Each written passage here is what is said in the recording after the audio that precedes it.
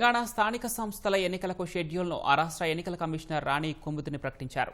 2 విడతల్లో MPTC, ZPTC ఎన్నికలు నిర్వహించనున్నారు.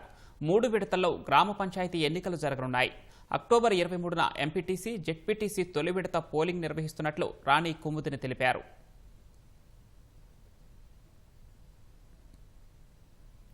తేదీ నుండి ప్రారంభమవుతుంది. ఆ రోజు నామినేషన్స్ వేయవచ్చును. 5 దఫాలుగా ఈ ఎలక్షన్ ఉంటుంది.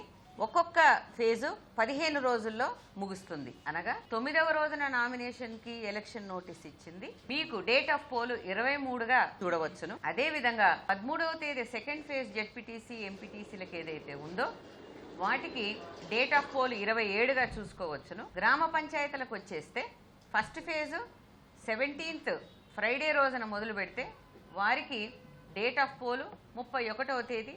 అదే రోజున మీకు అందరికీ తెలుసు రిజల్ట్స్ కూడా డిక్లేర్ అవుతాయి. మరి సెకండ్ ఫేజ్లో 21వ తేదీకి నామినేషన్స్ మొదలవుతాయి. 4వ తేదీకి మరి డేట్ ఆఫ్ పోలు, అదేవిధంగా వాటికి సంబంధించిన రిజల్ట్స్ కూడా అదే రోజున అవుతాయి. 3వ ఫేజ్లో 25 శనివారం రోజున ఎలక్షన్ నోటీసు అన్నది విడుదల చేస్తే నామినేషన్స్తో మొదలై డేట్ ఆఫ్ పోలు 8వ తేదీ మళ్ళీ శనివారం రోజున అవుతుంది.